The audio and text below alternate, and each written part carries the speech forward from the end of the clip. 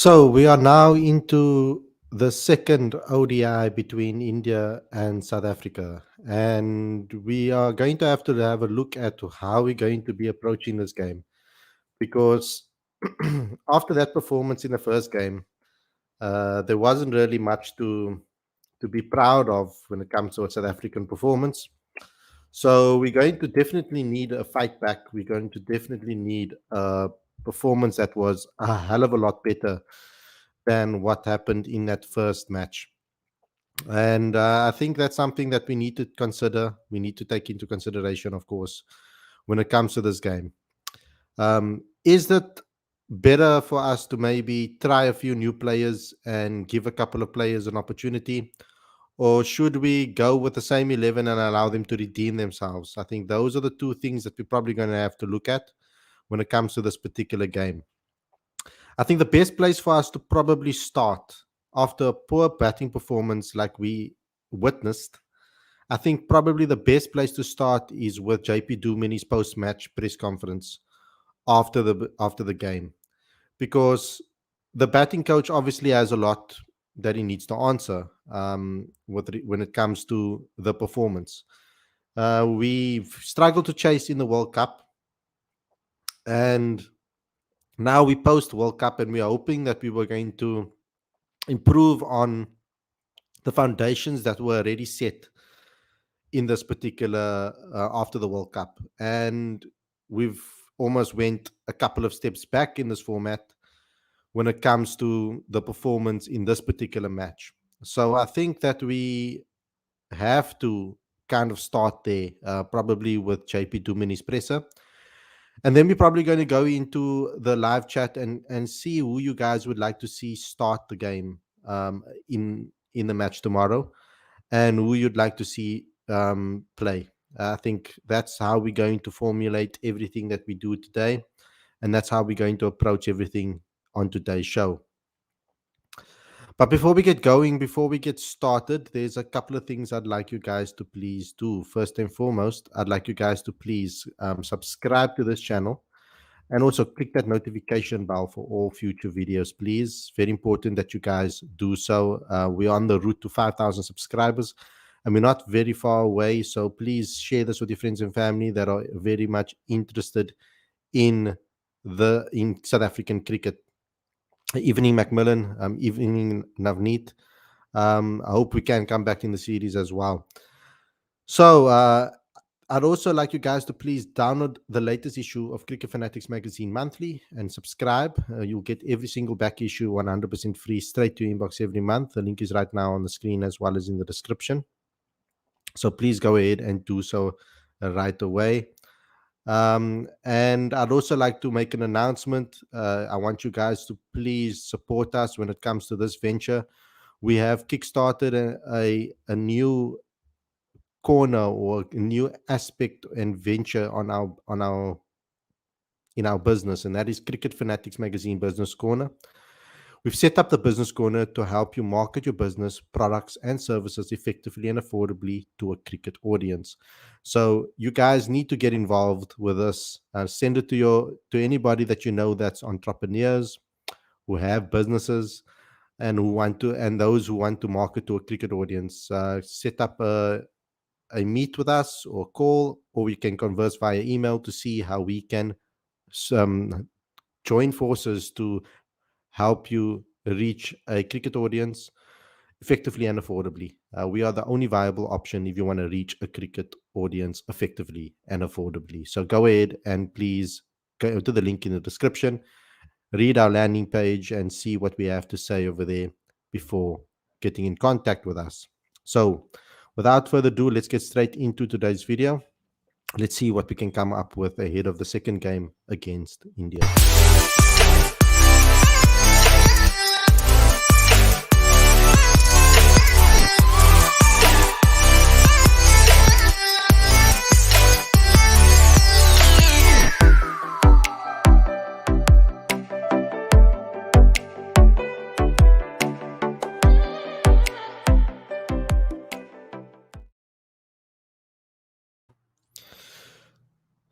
A very good evening and welcome to Cricket Fanatics Magazine. This is your preview show. I'm your host, Khalid Mohideen. And this is the show where we talk about all the major talking points in South African cricket regarding the second ODI between South Africa and India. So, I think the best place for us to probably start after that terrible batting performance where we were bowled out for 116 is the press conference of JP Duminy. He had a chat after the game, and I think it's a perfect opportunity for us to maybe analyze it, react to what he had to say, and see how he thinks about this particular performance and what he thought about it. Because I think that's something that we need to understand is what is the batting coach thinking after a performance like that. So let's start with that. Let's try and comment on that. And before we get into all of our thoughts about the game tomorrow, I'll get into your comment section into the comment section, of course, as soon as we finish this. So let's have a listen and try to understand what batting coach, the Proteas batting coach had to say.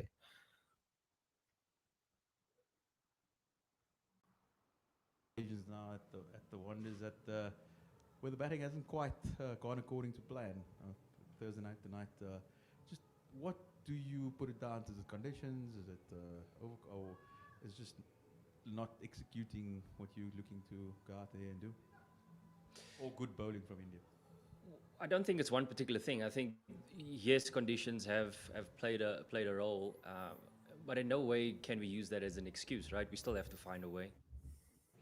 So if you go back to a couple of nights ago, you got to give credit to Indian bowlers. They bowled pretty particularly well, and we didn't have any answers in terms of understanding our options on those conditions. And I guess pretty similar today. Our execution certainly wasn't there. I think the intent to score, and that's something that we often speak about, was certainly there. And something that we will have to reflect on is understanding our options on those conditions. And something that is always going to be judged is our execution. But it's certainly something that we have to take accountability for. We've gone through a period of time where batting has been pretty consistent. And now we find ourselves in a situation where we have to reflect and find some answers, and that's what we need to do. Stu? Yeah, what are the answers though? JP, the batting, sort of the back bit of that Australia series here, the World Cup at the start was all good. It flowed. The plans all looked like they were working. This is the third out of the last four ODIs, if you include the India game in Calcutta, the semi-final, where there's been just top order collapses. When South Africa's good, they're very good, and when they're bad, they've been very bad. How do you explain the stark contrast between those two?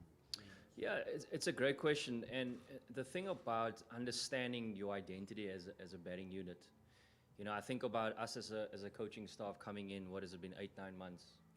And when you're trying to build a brand and a style of play, you're potentially going to have those contrasting experiences.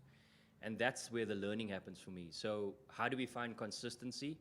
Is actually experiencing either or, and then part of the discussion and the preparation and understanding why things are happening, you find that consistency. And that's the journey for us. If we think, where do we go from here? You look at Champions Trophy, you look at 2027. Yes, it's a far way away, but understanding that brand is the important and the style of play. But now it's about identifying the how. So on certain conditions, how are we going to play? When it's good, we're really good, like you said. When the conditions are good, we can score 400. But how do we still find our way to a 280 on a tough wicket? And that's the journey for us. But how? You're not answering the question. I don't understand that at all. That's really frustrating because I would have liked to hear, because the question was about the two contrasting performances and why we are so different. It's almost like JP just asked those questions back at the journalist that asked the questions. It's just throwing the questions back at him. I would like to hear some more details on how they're going to solve that. Um, and him obviously identifying the reasons behind why we're having collapses like that. Is it a mental thing? I can give an answer from my opinion, but I'm not the coach of South Africa, so I would like to hear what what he actually thinks about the batting and where it's actually going wrong. Oh, no, you can go then, then to here. Yeah. Thanks, Lucy. How's it, JP? Just more of a bigger picture type question. What do you feel about ODI cricket being played on, pitches that are quite sporty, and I guess especially an occasion like Pink Day? Look, I think if we historically look at the bull ring, the conditions are pretty similar in that first 20 overs in the first innings on a day game.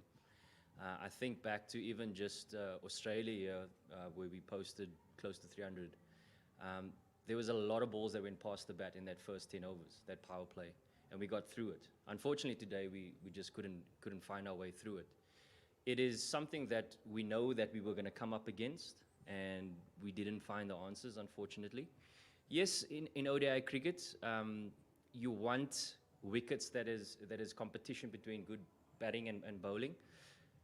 In the first phase of this game, you'd probably argue that it was probably a lot more than we expected, even though we had an expectation of something there. But with that being said, we still have to find a way. So there's certainly no excuses there. Yes, the occasion is big, but us as the Proteas, we have to find a way. Yeah, but just you've faulted against basically two different Indian attacks. One in Kolkata, one here. But what makes them as good as they are to get you 70 for 7 for that matter?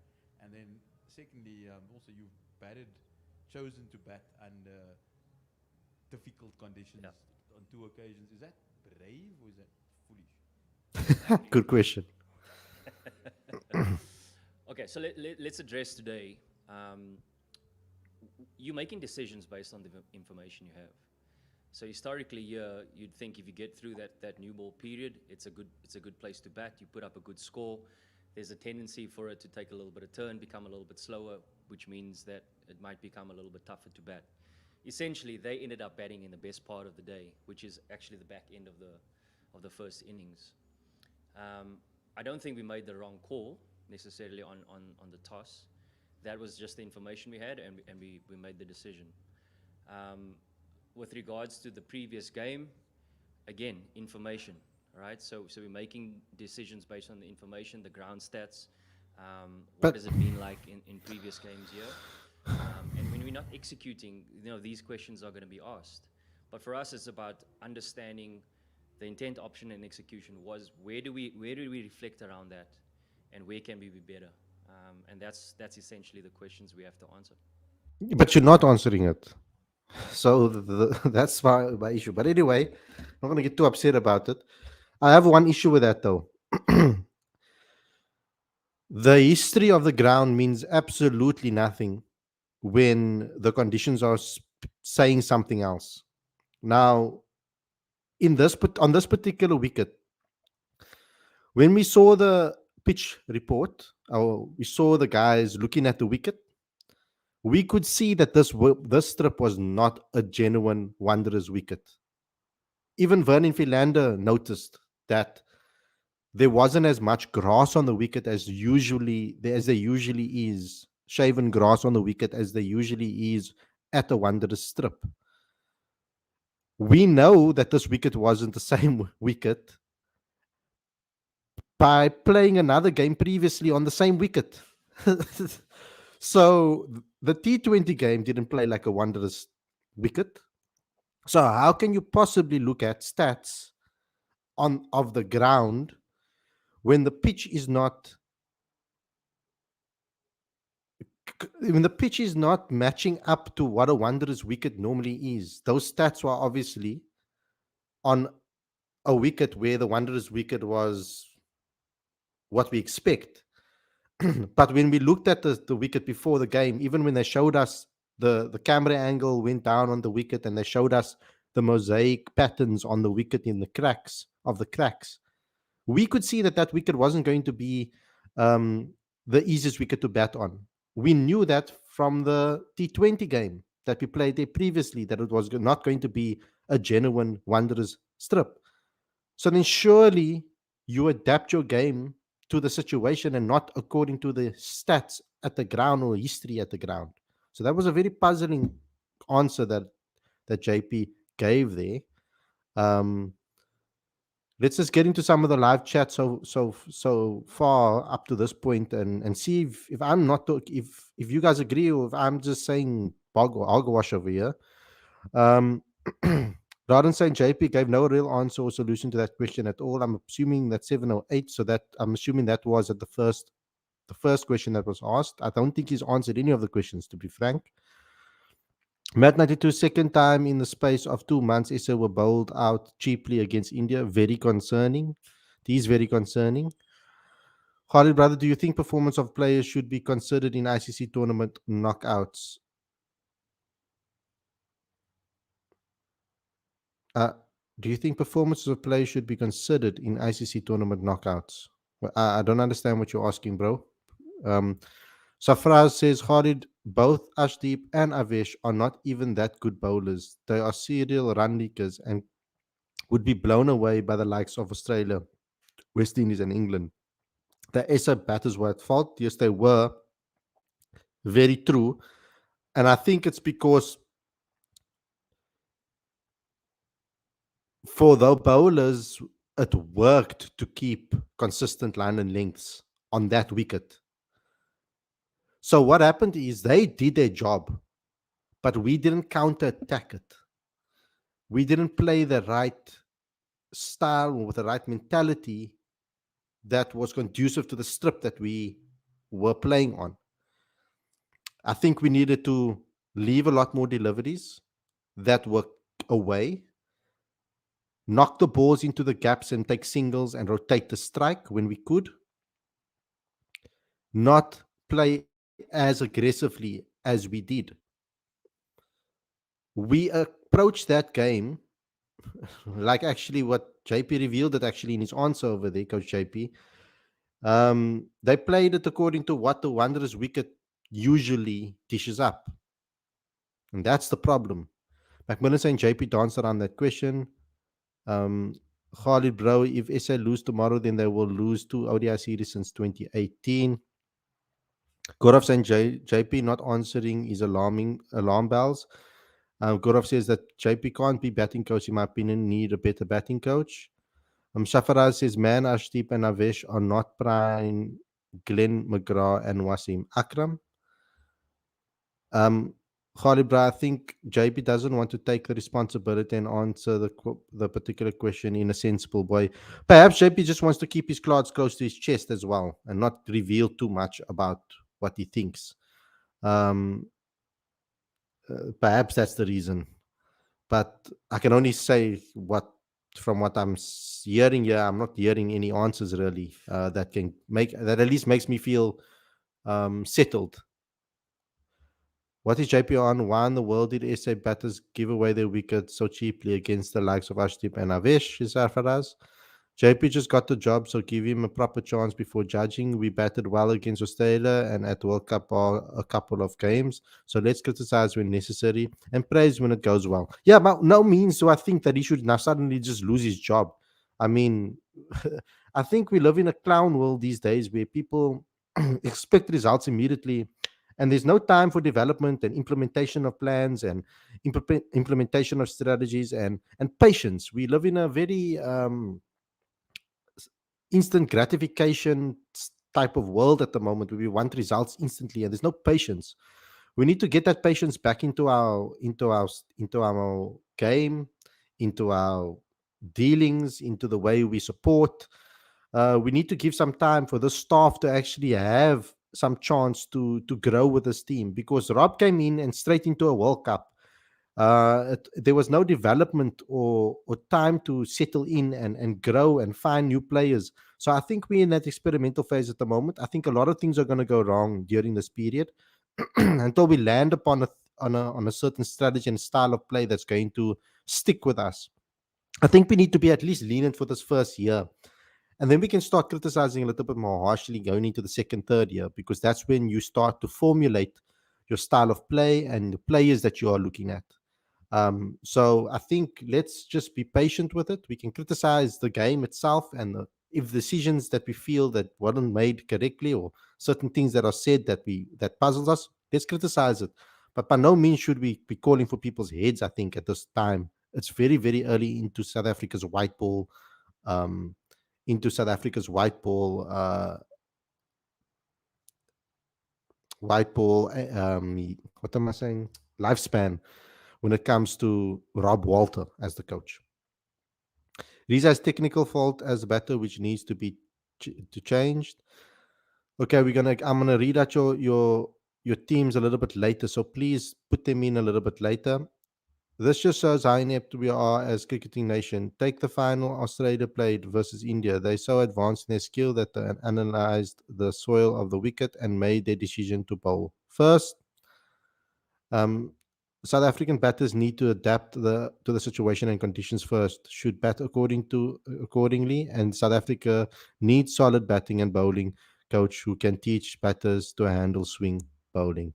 Okay, so let me just move on and continue. Um, with that, I personally feel we had went wrong was the reading of the conditions 100%, and we didn't adapt. We needed to play a little bit more of a. We needed to play a little bit more with a test approach. I'm not saying bat with like 30 or 100 balls, but a slightly more test approach where the type of shots that you play, because they were bowling basically test lengths at us. That's how the opposition was bowling. So there's going to be movement on the pitch, on the cracks. So position in the crease is important. Which balls you come out to, playing certain particular shots uh, that can get you off strike, rotating the strike, run between the wickets. Things like that should have been used to be able to take the pressure off. And to put the pressure back on India, because what that does is it breaks India's momentum, because now they're putting the ball on the spot and they're getting a result. They're going to put it back there in that same position. That's what India's very good at. All the Indian bowlers do that. Even their first team bowlers, they'll put it on a line and length. And Mohammad Shami is probably the best in the world at doing that. They'll put it on a line and length. Besides being able to pick out where that line and length is from the start, that's a skill on its own. The ability to be able to read a pitch and know exactly where to put the ball. They put it on that place. They see it at it hassled South Africa because a little bit of movement kind of scares us. Then they put it back there and test us again, and you'll see a similar result like they did with Riza Hendricks. And then they put it there again. So, and then we play the same shot and we don't get the result that we want. Whereas I feel like you've noticed that the ball's been put there. We know that the ball's going to move around. Try something different. Try something to go talk to your partner and say, look here, the ball's moving around here a lot more than we thought. Because that's why you have a left and a right hand combination to like disrupt the bowlers on at the top. Because then what that does is, if you can find scoring options, doesn't have to be necessary fours or sixes. If you just can find scoring options off the deliveries, those good deliveries or those decent deliveries that they are bowling, they will have to try something else. And because once they get into a rhythm, it's very hard for them to fall off that rhythm. So that's something that we need to consider. Yeah. So um, the thing that stands out for me is consistency. So if you assess conditions and understand where the biggest threat is, right, you have to land the ball there consistently. And if you think of just today, that is what they did. Yes, I think of Arshdeep and his ability to swing the ball up front as well as nibble it. So he's asking those questions consistently. So you're always under pressure. And when you don't have those answers, today happens. So as a bowling unit, we can take a little bit out of that as well. How do we become a lot more consistent in asking those questions in whatever conditions they are? Assess it, understand where the threat is, and be consistent with it. Yeah. JP, following on that, there was no Shami, Bumrah, Siraj, the guys who played in the World Cup, and yet India comes with a new, almost inexperienced pace attack, and they surprises the host team. Is that surprising for you, especially because over the years, Indian team has been known to produce great batsmen, even the fast bowlers coming, different kind of fast bowlers. How do you look at that, and especially the way Arshdeep has evolved in the last 2 years from specifically from T20 bowler to ODI bowler now? No, I don't think it's surprising. I think we always knew that the skill set is there. Not only from Arshdeep, but the rest of them as well. The question is always going to be, do we have the firepower to come up against that? And unfortunately, today we didn't. Yes, you accept Huh? the fact that they probably had the best conditions, but again, find the answers, right? And I look at the resources that the Indian team have had over a period of time, understanding playing in the IPL, playing against some of the best players in the world, best batters in the world, and having an opportunity to improve their skill set against them. And that bodes well, obviously, when they come into the international scene, having played against many international cricketers and found some success. I mean, you just think about this tour that India has come to South Africa with. You have close to 45 players here currently. And that shows you the depth that India has, which has obviously worked in their favor. Wait a minute. Like, I don't think he meant that, what he said there, that we didn't have the firepower to deal with it. Or maybe this didn't realize what he was saying, because we definitely had the firepower to deal with this. We had the batters to deal with them. The plan was just incorrect. The game plan that they implemented was incorrect for the conditions. So, so I don't know. That's actually what went wrong. It's got nothing to do with our firepower.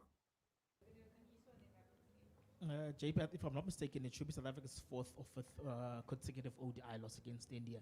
I could be corrected. But do you feel that there's a growing mental block in terms of playing India, because the losses in particular have been rather wide if you look back from that India tour, the World Cup, and this particular game? I mean, as a coach, I can't say that that's something that we consider. That's certainly not something that we've chatted about. For us, it's really about coming up against the conditions and the opposition, and finding the right formula for us in terms of how we wanna play the game. So my initial answer will be no. I've got no doubt come Tuesday, that we'll be putting up a big performance, no matter what we have to do first, what are the conditions. There's some great lessons for us, particularly as a batting unit, and that's something we'll reflect on and then hopefully put in a bigger performance.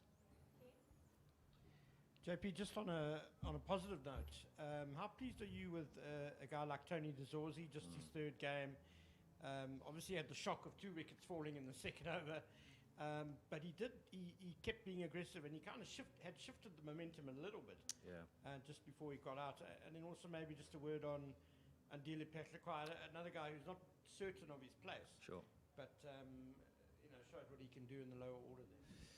Yeah, when you think about Tony, he certainly has all the attributes to be consistent at this level. And what I really enjoyed, as you mentioned, they're still finding a way of scoring above 100 strike rate under those difficult circumstances. And I think it was what I really enjoyed was the conviction in his movement, conviction in his options, his clarity. There we go. That's an answer. Commitment to his shots, and that's on the back of really good grinding performances that he's put in the domestic scene, particularly in one-day cricket. He's aggressive in nature, in terms of how he wants to play the game. So it's exciting to see. I think there's some great prospects there when you think of the top of the order. From Andile's perspective, obviously somebody that has been around for many years, sort of floated in and out of the national team, and it's great to see him under that bit of extreme pressure in a way, still finding a way to transfer pressure. For us, momentum is an important thing to reflect on. We're always trying to gain it or maintain it. And, the situation called for him to try and gain a little bit of momentum, and he found a way to do that with Nandre at the other side. So there's a positive there. And now it's about taking those opportunities and really making the most of it. If he could get to that 60, 70 run mark in some way, that gives us a chance today. So great starts, and now how do we kick on from there? Okay, that was a good answer from him about Tony De Zorzi. Now, that's something that people don't know about Tony De Zorzi. Tony is the type of player that doesn't change really his game for anything. He goes out there and he plays the same with the same mentality majority of the time. I think he'll probably learn how to adapt his game internationally as he plays more international cricket. So that will maybe change going forward, perhaps when it comes to Tony. So let's talk team. Um, so let me just do this quickly. I think we start with the first ODI and what the team was. And then from there, we can move on to what the team will be. So the Proteas, let's make this slightly bigger for you guys. Is it possible for me to do it this way? No, no. Cool. So let's do it this way. Okay, so the first ODI, SA versus India, we had Riza, Tony, Rassi, Aiden, Klaasen, as you know, David Miller, Vian Mulder, Andile Pechlekwayo, Keshav Maharaj, Nande Berger, and Debrej, Shamsi. And then we know that the squad currently is as follows. We've got Verreynne still that hasn't played, Mkhlali Mapungwana, Ottniel, Baartman, and Lazard Williams that haven't played games. So the question to me is what changes would we like to see?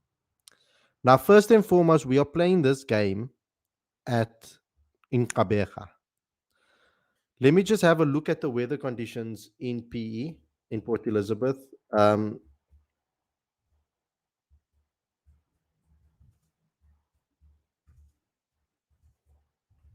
Because it's like pointless we go in so much detail if it's going to rain tomorrow, and sometimes it does rain in St. George's Park.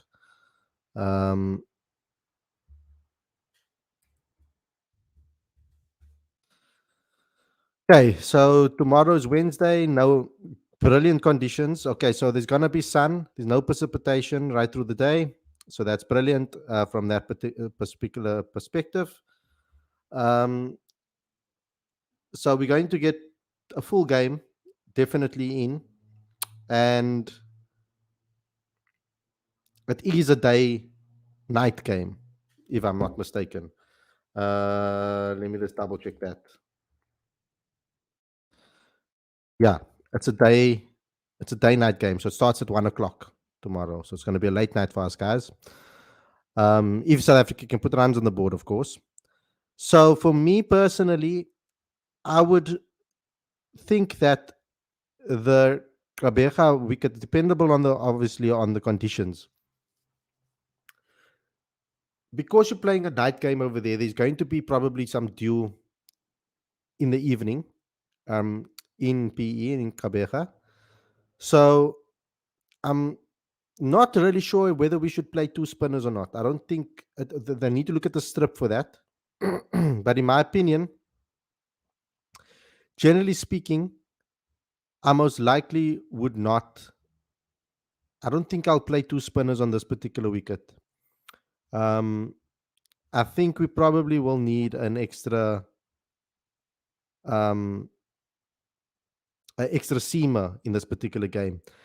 And we need some more pace. South Africa is always known for playing with pace. So instead of Riza Hendricks needs a prolonged run now, in my opinion. He hasn't been very lucky when it comes to the white ball format and hasn't been given opportunities he deserves. So for me personally, I would give him an extended run. That would be my idea of everything. I will want to see that happen. When it comes to Tony de Zorzi, I'll play him again. Definitely play Tony de Zorzi again. Rassie van der Dussen, I'll take out. I don't think we need to see more of Rassie right now. I think it's very important that we get some more opportunities to the younger guys. And you have Verreynne in the squad. I think yesterday's collapse would have suited Verreynne to the T. He genuinely comes into situations when the team is struggling and normally puts in a good performance. So I'd like to see Verreynne come in and Aiden bat at 3 and Verreynne bat at 4 or 5, dependable on what they decide. But I think at 4 or 3, they can move him around there. Verreynne in, Heinrich Klaassen, David Miller. Then I think for me personally, um, I think Keshav Maharaj plays in this particular match. He is the number one spinner in the world at the moment, but I think he'll play a bigger role with regards to that. I do think Andile gets another go based on his batting performance. And I think that we should go for all the seamers. So I want to see Ottniel Baartman, I want to see Nandre Berger, and I want to see Lazard Williams all play. The other option would be to maybe not play Lazard, play Ottniel, play Nandre. So you have the two quick bowlers, play Vian Andile and Maharaj. That could be another option to lengthen that tail. And then Nandre and Ottniel. So that will be another option with regards to that. Those are the changes that I'll probably make when it comes to the game. So it is going to be sunny, but not extremely hot. So the pitch won't bake, I don't think.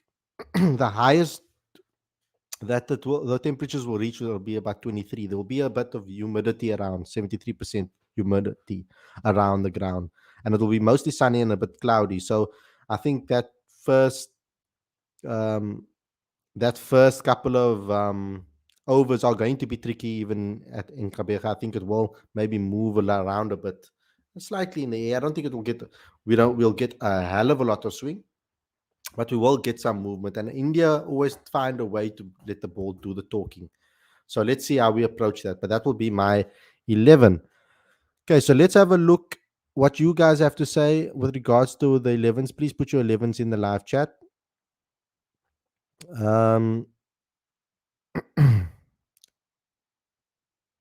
Gaurav says Mulder and Andile can't coexist together in the team.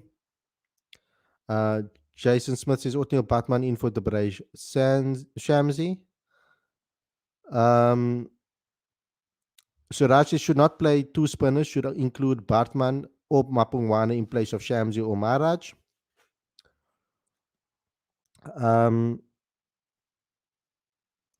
Suraj says yes, Verreynne should get a chance now. Suraj says Vian Mulder should also play. Mulder needs some regular opportunities now. It's a fair point. Stubbs needs a game, but he's not in this squad. Pace bowling attack is too weak. Need Baartman or Lizard. Jason Smith punting his Dolphins teammate to start here, I see. Waka saying, oh, okay. Chatil says some of the selection in the ODI squad don't make sense anyways. Tony, Riza, Rassi van der Dussen, Aiden, Klaassen, Muller, Andile, Michlali, Berger, Kesh, and Baartman, says Gaurav. Let me see your 11s, guys. Put your 11s in right now because I might have missed it at the top of the chat. So if you did mention it before in the top, I would like to see you put it in the chat right now, please, so I can read them out. It's that portion of the show now where I get to see your 11s. Yeah, I think we need to add Alex Seamer definitely to the side. And I don't think two spinners would be an option in Gqeberha with this weather conditions. I think Seam's going to be a lot more dangerous on this particular wicket. Siraj says Tazorzi, Riza, Hendricks, Verreynne, Malcolm, Klaassen, Miller, Mulder, Pechler, Kwayo, Maharaj, Baartman, and Williams. That's exactly my 11.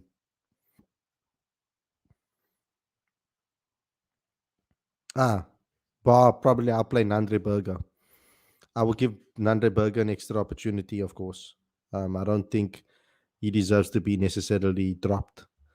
I don't see the point of 3 all-rounders in a squad of 15 for 3 games, really.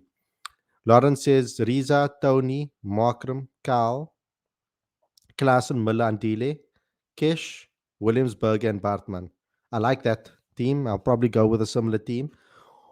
Or maybe give Mulder another go instead of Williams, um, perhaps. But I want to see Williams. I think that we need that pace in the team. Baartman number one, I should play. Let's see what they're about. Says Matt 92. I wouldn't mind Mapungwana either. I would like to see him what he can do as well. But in the game, there's a lot of pressure in this game, and he might step up. Aiden Klaassen throw their wicket. They need to play sensibly. Jason Smith says Riza Hendricks, Tony Rizorzi.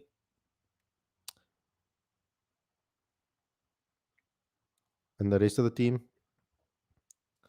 I miss Nanda in my 11, says Suraj. Macmillan says he will play Riza, Tony, Dezorzi, RVD, Aiden, Carl, Muller, Andile, Michlali, Kesh, Nanda, and Ottniel. I like that 11 as well, a lot. I think that's a very good 11. So it's between this one and Lawrence's 11 that I'm siding towards at the moment.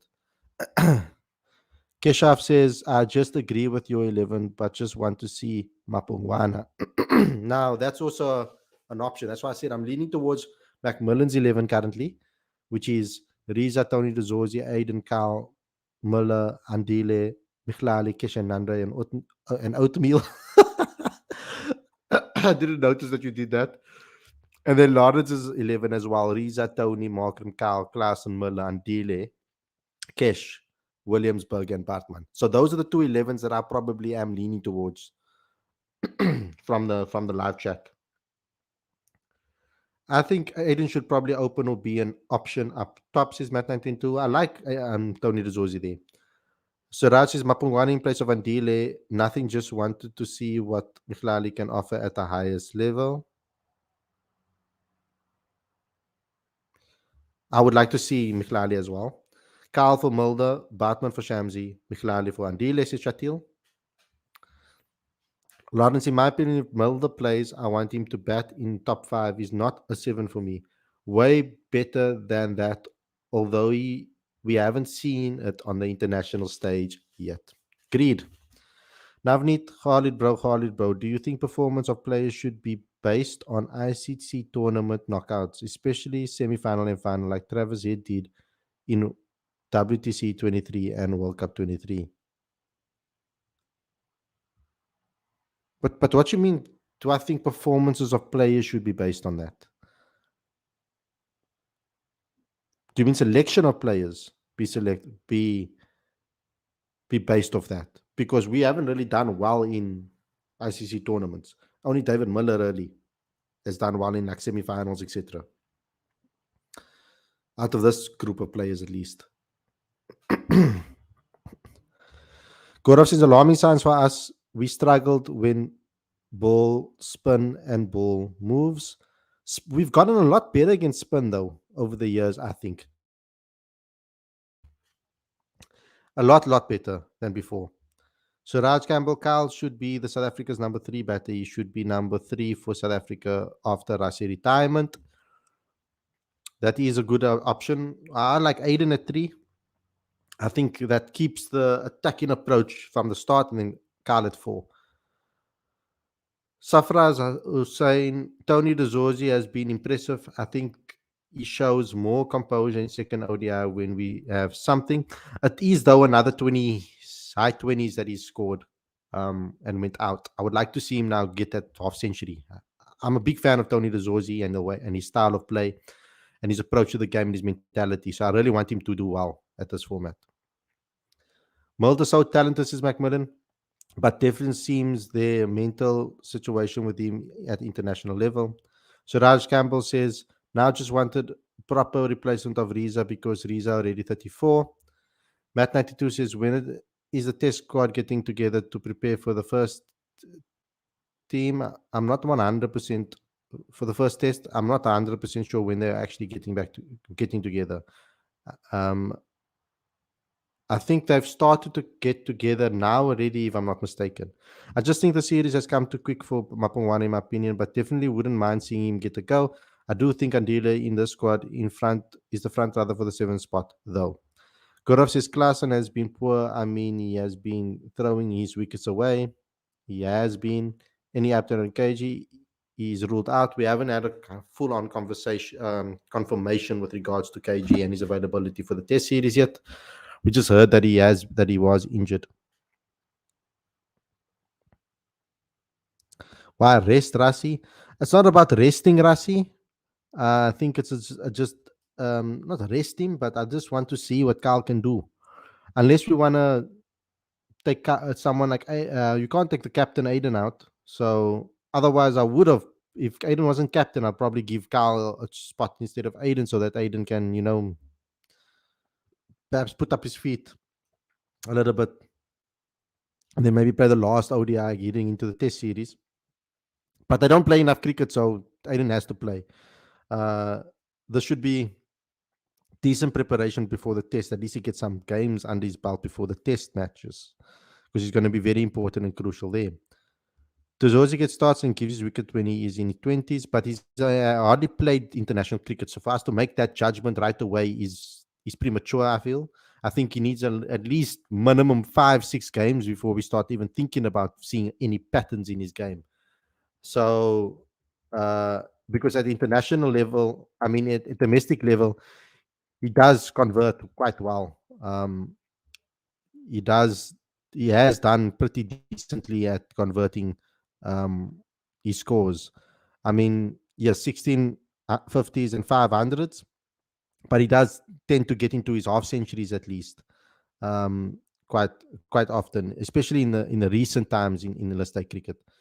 So he's only played 3 ODIs. So for us to really like judge him on that, I think it's a bit premature. I think he needs a couple of more games for us to have a bigger sample size. No, I'm really feeling bad for South Africa's premier bowlers like KG Rabad and Gideon Nokia missing the test squad, because test seed is very important. Biggest issue is our batters throws wickets after getting start. Can't understand why. Shiraj Campbell India is also not in a good form, says Sarfaraz. Macmillan says, am I the only one here yearning for Nokia? Damn, we must. I miss him a lot. Yeah, I miss him a lot. England is also building new ODI team now. They bring good young talented players in the ODI setup. They building the team for 2027 World Cup, says Suraj. Navnitz is Hardy Brown Gidi is fit for test series against India. Is Gidi is fit? I'm not sure if he is. The last time I heard that he's still injured because he hasn't played any of the 4-day cricket. Um,